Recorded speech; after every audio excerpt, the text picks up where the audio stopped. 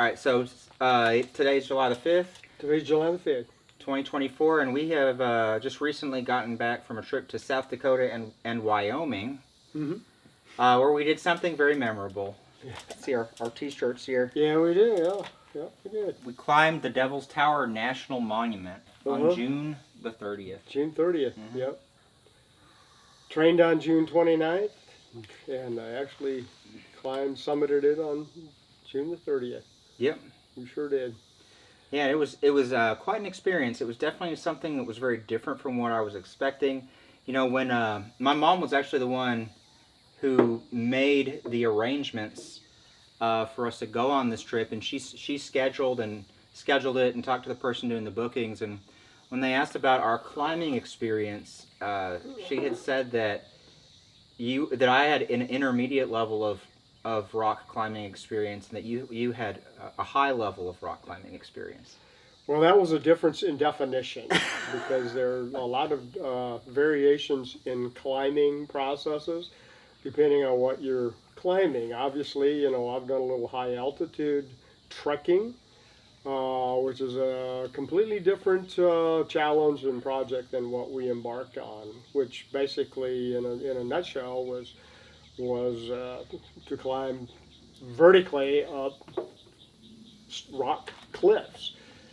And this particular monument, the tower, as measured from the riverbed level, the river level is 1,200 feet, straight up. It's mostly pretty sheer. Yeah. And I think what's different about this one compared to like with the rock climbing gym, you know, if you go to the climbing gym, there's all these little hand and footholds that you have to figure out how to negotiate. And it's not necessarily easy, but it's just a totally different kind of climbing than what we had to do on the monument because Devil's Tower, in a lot of places, the only things that you can really use for holds are cracks. And so you have to do what they call crack climbing. And so what did you think about that crack climbing experience? Crack climbing was one of the most painful things I've ever endured for a sustained period of time.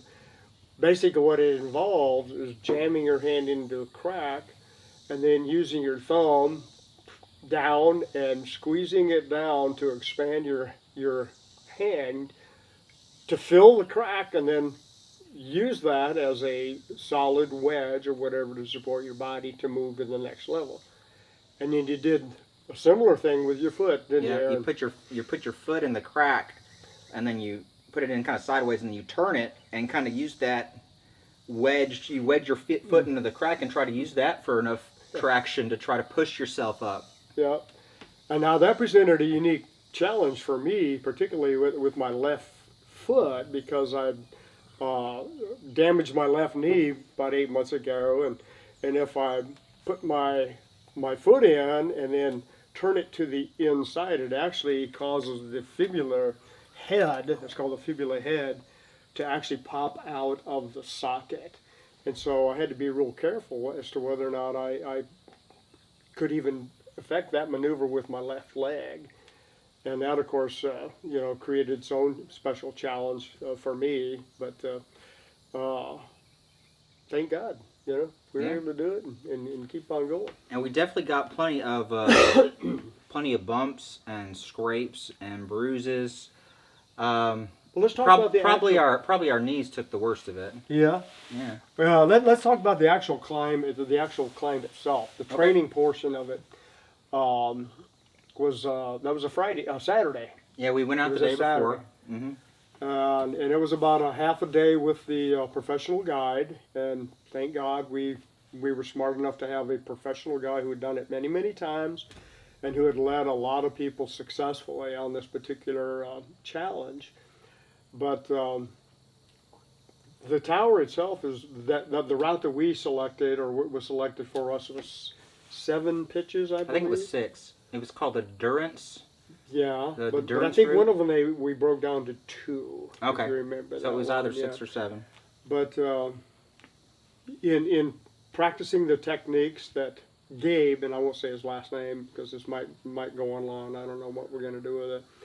But Gabe showed us these techniques and everything, And so in practicing them on the first two pitches, I'll be honest with you, Aaron, you'll recall when we got up to the top of that second one and took a momentary rest, and I looked up at that third pitch, I said, I don't think I can do it. Yeah, I remember. And I was not being macho and wanting somebody to, I was like, I don't think I can do it. Yeah, getting to the top of that on the training day, I thought to myself, well, if this is how hard it is at the top of the second pitch, and a pitch is basically a stretch of climbing before you reach a landing.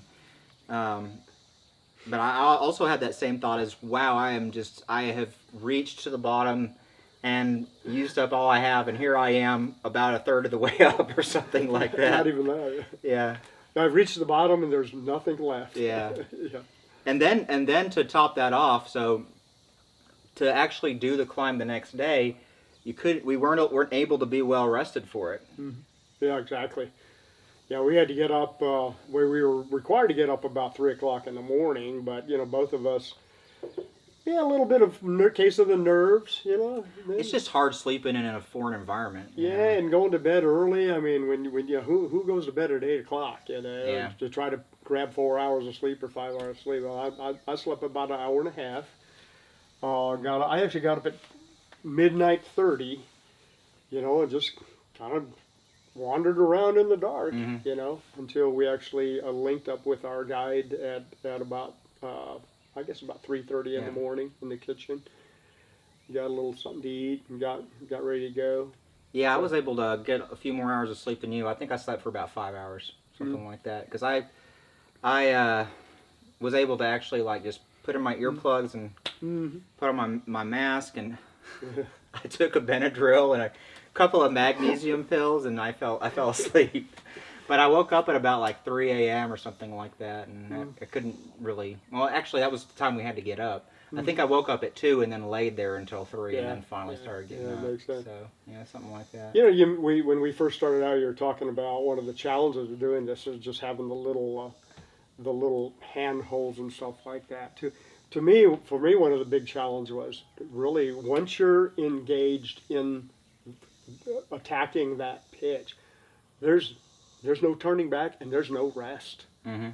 There's no rest, and you may be exhausted, but somehow you got to figure out, okay, I got to go a little bit more.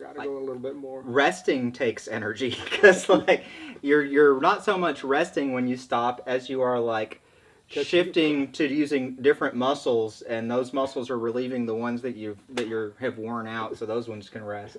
But even resting took some energy. Interestingly, as the next morning when we actually started the climb, we got to the place where we had gotten the previous evening, where I had said, I don't think I can make it. And then the second time I got to there and I looked at that third pitch, once again I said, I don't think I can make it. And Aaron, you were kind of looking at me like, do we really want to do this? Yeah, I kept on thinking, are we going to get hurt up here, trying to do this? I mean, we were hurting at the end of the training day. We've got all these, scrapes and bruises and bumps, and it's we hadn't even made it halfway up. But we got some really important feedback from our guide, our, I guess, guide. I want to say professional guide, which he is.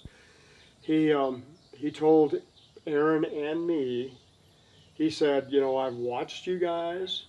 I've seen how you negotiated the challenge that you had. I've seen how you moved your body. I kind of assessed what I think your mental toughness is. He says, and I've led a lot of people, and I've had some turn back, and I wouldn't blame you if you did. But he says, I think you can make it.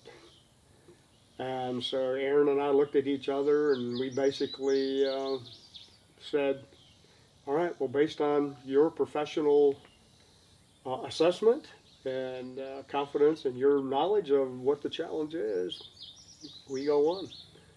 We soldier on. And that's what we did, didn't it, son? Yeah, and he was right when he said the hardest stretches were the hardest pitches were the ones right after those first two. Mm-hmm. So we were able, the actual climbing day, that we went up on the 30th, that one, it felt good because I felt like we were able to get up those first 2 pitches pretty easily, having done them already the previous day. Yeah.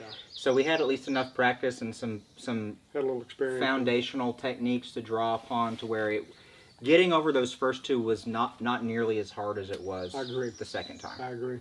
And so getting to the top of those and thinking like, oh, that was not as bad as I thought it was going to be, that kind of gave us the confidence to push forward and do the hardest part, which is kind of the middle of the climb. Mm-hmm. Well, I think, as I recall, and you can correct me if I'm wrong, but when I looked at that 3rd pitch, that's the one that I said, I don't think I can do it. To me, that was, of the 6, 7 pitches, to me, that one was pretty much the easiest one for me. Really? Because of whatever the movements are, I was able to wedge my body in the crack, when I was kind of snaking it up, like an inchworm kind of do. But and I think you struggled with that one a little bit. I did. But the next one, I struggle with the part where you're going up. There's like these 2 cracks that you basically have to use to like hug, or you kind of wedge yourself in there and kind of negotiate these 2 vertical cracks to get your way up. But then there's a part where you're going up and then it kind of comes out a little bit, and you have to figure out how to do that, and that was the part that was a little bit of a challenge for me. And I remember on the 4th pitch, that seemed like it was easier for you, but it was harder for me. I do remember that. Yeah. I think it was the 4th one where there's a part where it does that same thing again. You're going up, up, up, up, and then there's this overhang you have to kind of like get out and negotiate. But like right beneath that is like a crack, and so like I wedged myself in the crack underneath the rock and just kind of like caught my breath because just getting to that point was, it took a lot of energy to get there. Yeah. And then I was like looking around and I'm like, I don't even know where to go with this because there was nothing to hold on to. And then Gabe gave me a hint. He said, "You're facing the wrong way." So I like had to re-angle my body somehow and like re-wedge myself in that crack. The other side of me, which was a process, but managed to figure and get that done. So. One thing I remember that other than the pain in my feet and everything from my toes being scrunched down into nothingness with those climbing shoes, is at certain points just exhaustion. I was exhausted. Yeah.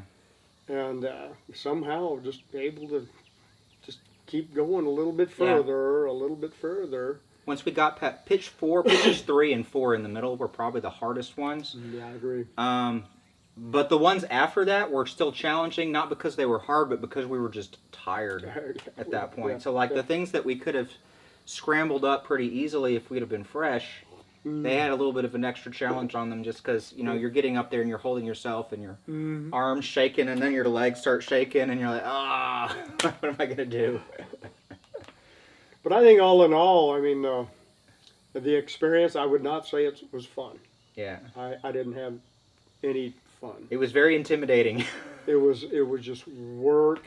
It was work. There was, there's always the possibility that you could have a fall. People have died on the mountain, on the tower. Yeah, and our guide was so good, I didn't really ever feel like we were in danger of like falling and dying. But there was always just the danger of injury. Like even if your guide is doing everything he's supposed to do, you can make a mistake. Well, you can flop around on the rock. And twice I had like one of those foot wedges going, and my foot wedge slipped, and then I had a knee wedge, which really hurt. I think I caught each of my knees one time with that. But those were really difficult. After the first one actually happened on the training day, I was like limping on the hike up to the mountain on the actual climbing tray, and I was hoping like I hope this loosens up a little bit for me as we start the actual climb. One of the things they didn't teach us about, and I don't know, maybe it's something you can't teach, is once you wedge your foot in or your hand in or whatever, how do you get it out? Yeah. There were a couple times where, man, I could not get my foot out my foot got stuck a couple times too. And so what happened in 2 cases, and it was a little bit demoralizing, is I couldn't get my foot out, and the process of getting my foot out, it actually slid back. And I was able to catch myself, but when you slide back only 1 foot, it's like, oh my gosh, that's such expensive real estate. I don't want to have to earn that again. I know. Because in those really hard parts, you are like fighting for every inch. There were some parts where you like or wedging your body in there, and you're just pushing as hard as you can, and you're just trying to like squirm your shoulder up a bit by bit, and pushing, keeping your lower back or your butt up against the wall, and just kind of snaking your way up. Yeah. And losing that kind of ground is Losing frustrating. a foot is it's expensive real estate. Yeah. So at the very end, I mean, once we finally got to the point where it looked like the final, what, 20 feet, maybe 30 Something like feet. that. It's like, man, that's not even a climb. That's just a bit of a scramble. Mm-hmm. But in my case, I'm curious to see what you say. In my case, I really wasn't able to enjoy it because my feet were hurting so badly. I think you had a rougher time with the shoes than I did. Oh, I had a horrible time with Yeah. my shoes. Well, yeah, my right foot, the whole toe area is just black and blue. Yeah. It was not. Yeah, it was cool getting up to the top, and up there it's just kind of this gently sloping scrub land. Yeah, Up once at you the get to the top, top, where yeah. there's like cactus and a bunch of little bushes and weeds up there and that kind of thing. And there's a nice little cynical sign up there that Yeah. says, "No climbing beyond this point." Yeah, no climbing beyond this point, which we realized is a joke because There's there is really no limit to climbing except where the mountain Yeah, ends. you're in the sky there. Yeah. But it's an experience I wanted to do with my son. And I'll be honest with you, if you wouldn't have been there, I would have turned back after the second pitch. I just went 70 years old, 72 years old. I don't need to do this. But I always, for the last 6 months, when we started talking about this, I had this thing in my mind that I wanted to be at the top with Aaron and get a photo of us together on the top of this tower. And by golly, we did it. We did it. Yeah. I wasn't. If you had told me you couldn't do it and you had gone back down, I obviously would have accepted that. I'm so glad we were able to do it and actually finish together. Yeah. Because that was what I was like thinking from the beginning. Is like, well, I didn't come out here just to climb Devil's Tower. I came out there to climb Devil's Tower with you. Exactly. To do it together. Yeah. So it was an experience that we could have, a challenge that we overcame, and definitely it was very, very vivid. Something I'll never forget. The feelings of it, the feelings, but the physical discomfort of it, I think we have an imprint. Yeah, they were definitely imprinted. Yeah, and then also just like the challenge. When it's so physically difficult, there's also like a mental challenge associated with it, to where it's like, can I keep pushing myself, or am I at the bottom? And thankfully, we never completely bottomed out, and we made it to the top. Yeah, exactly. Yeah. So, was it fun? No, no part of it for me was fun. Yeah. But I'm so glad that we did it. Am I glad we did it? Yeah. I am so glad we did it. Yeah. Will I ever do it again? Probably not. I'm gonna definitely need to put some time behind me and let all these bruises and scrapes heal before I attempt something like that. You need again. to pick somebody younger to go with you the next time. So. Yeah. So. But I'm glad we did it, my son. Yep. I am so glad. Yep. That was great memory, and we've got matching shirts and everything. We got shirts, we got socks, we got bruises, we got scabs. Yeah. Cool. It's a good deal. All right. All right, here we are at the top of Devil's Tower. There's lots of cactus up here. Just kind of got to be careful where we step. There's my dad, Stan the man. It's super windy up here. And around the cactus. Luckily, my suit's thick enough to save me. All right, here we go. Gonna go up to the highest point here. This last part is the easy part.